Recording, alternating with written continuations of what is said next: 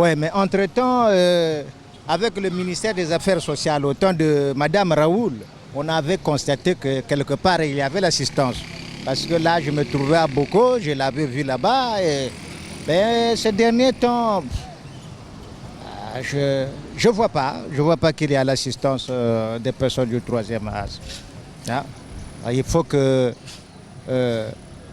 le gouvernement refasse des efforts en prenant l'exemple à l'époque où Mme Raoul était ministre des Affaires sociales.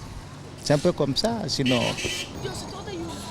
Bon, mais s'il faut circonscrire la société congolaise, nous avons la famille personnelle, nous avons la société elle-même, nous avons et puis le politique. Je dis le politique, c'est-à-dire l'homme politique qui s'ingère aussi dans la vie de la personne du troisième âge. Et donc, pour donner la réponse, nous dirons plutôt que la personne du troisième âge n'est pas bien traitée dans la société congolaise. L'homme politique ne s'occupe pas de l'homme du troisième âge. Déjà, quand vous arrivez au troisième âge, la société vous remet au niveau de la famille. Et notre famille, c'est quoi? Ce sont les parents.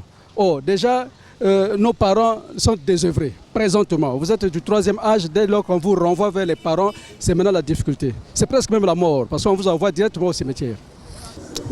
Déjà que je pense que ça dépend des familles, parce que la même société, il y en a des familles qui sont assez culturelles, traditionnelles, il y en a qui sont modernes. Et ça dépend de quelle famille pour traiter bien ou mal les personnes de troisième âge. Maintenant, pour ce qui est des sociétés traditionnelles, il y a encore ce côté que les personnes de troisième âge sont accusées d'être sorcières. Et pour les sociétés modernes, pour les familles modernes en quelque sorte, je pense qu'il y a quand même un effort qui se fait d'entretenir les personnes de troisième âge avec la connaissance d'un certain mécanisme sociaux comme les services sociaux qu'ils ont, et je pense que c'est tout. En général, ils sont abandonnés à eux-mêmes, mais particulièrement il y a de ceux qui sont sous la responsabilité de leurs enfants. Donc, pour ce faire, il faudrait au moins aux personnes les plus âgées leur apporter un soutien favorable afin qu'au moins ils soient sous la responsabilité non seulement de leurs enfants, mais aussi de l'État si possible. Il faudrait qu'il y ait au moins un soutien venant du gouvernement. Et si il y a des... Parce qu'on voit des vieux, des vieillards qui ont... En fait, qui sont malades, qui n'ont pas la responsabilité ou soit les moyens d'acheter leurs médicaments pour suivre le traitement. Compte tenu de notre conjoncture actuelle, donc nous en tant qu'hommes de troisième âge, nous devrons peut-être à un moment donné n'est pas tellement imputer tort à notre État, parce que vu par rapport à ce que notre État est en train de supporter, en tout cas nous en tant que troisième âge, nous pouvons que se soumettre par rapport à notre pays. Et je crois que pour faire que nos deuxième et troisième âge ne soient pas abandonnés à nous-mêmes, peut-être qu'on peut dire ceci, que est-ce que l'État congolais peut voir leurs problèmes. En ce moment-là, ceux qui sont au sommet, demain matin, ils s'appelleront aussi hommes de troisième âge. Est-ce qu'à leur époque, là, quand ils seront à troisième âge, ceux qui viennent pour les remplacer, ils vont seulement les regarder comme ça? Ça ne pourrait pas exister? Non, vraiment pas du tout. Certains oui, mais d'autres non. Oui. Ceux qui ont des enfants qui sont bien, c'est-à-dire qui ont des revenus, ils s'en occupent. Mais d'autres, par contre, ils ne sont pas vraiment bien traités. Si bien qu'on les voit parfois se promener dans la rue comme ça. Ils n'ont pas de quoi manger, et ainsi de suite. Oui. Normalement, l'État, je pourrais dire que l'État pouvait subvenir aux besoins des gens du troisième âge. C'est-à-dire qu'en leur donnant chaque mois peut-être des vivres. Parce que pour qu'ils puissent bien manger pour vraiment avoir... Parce que là, avec le genre de nutrition que nous avons là aussi, c'est vraiment désuet. Donc, ils doivent manger bio. Voilà, pour que leur corps soit bien entretenu. Donc c'est vraiment important, oui. Si l'État pouvait subvenir à leurs besoins, ce serait une bonne chose. Bon, ce que j'aimerais dire actuellement, je ne peux pas le dire que ces personnes de troisième âge sont bien traitées. Il y a un volet qu'on peut soulever.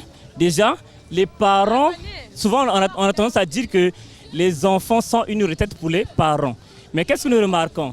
Un enfant qui n'a jamais réussi, un enfant qui n'est pas situé ne peut pas devenir une retraite pour les parents. Sinon, c'est une menace même.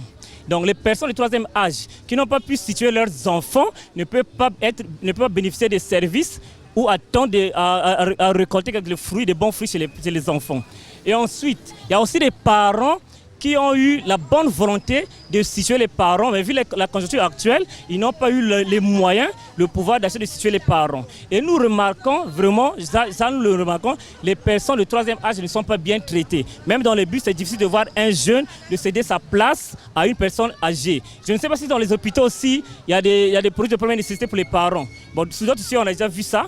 Les personnes âgées sont respectées. Il y a des restaurants où c'est peut-être le petit déjeuner gratuit, mais ici, vraiment, je ne pense pas. Mais dans les familles, c'est encore pire. Aujourd'hui, il y a les enfants qui accusent leurs parents de sorciers. Donc, c'est pas vraiment difficile actuellement de le dire que les personnes de troisième âge sont bien traitées dans les familles. C'est vraiment difficile de le dire. C'est la prise de conscience déjà. Et généralement, c'est l'État qui doit prendre en charge ces personnes âgées. Au moins, ça, on peut être dans la quiétude. Si l'État prenait en charge ces personnes âgées. Mais dans les familles, je ne pense pas. S'il faut apporter mon point de vue, nous remarquons qu'actuellement, les personnes du troisième âge sont plus ou moins traitées. Pourquoi je le dis? Actuellement, avec la conjoncture que le pays traverse, les salaires sont moins payés et ces personnes ils sont soumis à des médicaments. Ils doivent avoir des soins intensifs. Alors qu'avec les dettes, il n'y a pas d'argent. Comment est-ce qu'ils vont prendre soin d'eux? C'est déjà la première question. La seconde question, c'est dans les hôpitaux. Dans les hôpitaux, les personnes privilègent trop d'argent. Avant qu'on puisse te traiter, il faut avoir les moyens. Donc, s'il faut conclure en général, le problème se situe au niveau financier. Si seulement il y avait de l'argent, ces personnes devaient être à peu près. Mais comme il n'y a pas d'argent qui circule pour ces personnes, je pourrais dire que les personnes du troisième âge ne sont pas bien traitées. Ils ne sont pas mieux, ils sont soumis à eux-mêmes, excepté leur famille qui essaie de mettre un peu les mains dans la pâte. Mais de même, ça ne marche pas par rapport à ce que... Il faut juste que le service social puisse insister sur l'assistance des troisièmes personnes. Donc ils doivent assister ces personnes, les accompagner. Si par exemple, ils ont des médicaments qui coûtent, exemple, 1000 francs, si le service social peut contribuer au moins à 25%, que je ne veux pas dire la propriétaire de la personne, donc je veux dire le responsable du malade, puisse donner 750 et le service social donne 250 pour que l'équilibre soit un peu au moins. Et la seconde chose qu'il faut faire, c'est un peu de régulariser les pensions de ces personnes. Parce que certes que tout le monde n'a pas travaillé, mais ils ont au moins pu faire quelque chose. D'autres ils vendent, d'autres ils font quelque chose toujours pour s'en sortir. Mais si l'argent ne circule pas, comment est-ce que celui qui fait le commerce peut se retrouver? Donc pour pallier à tout ça, il faudrait qu'il puisse y avoir une discontinuation d'argent. Voilà. Ça dépend. Certains d'autres, vraiment dans certaines familles, ne se prennent pas bien de leur vieillard, ne s'occupent pas bien de leur vieillard. Bon, d'après moi, j'ai des grands-parents. Je m'occupe bien de mes parents, de mes grands-parents. Ma mémé, mon grand-père.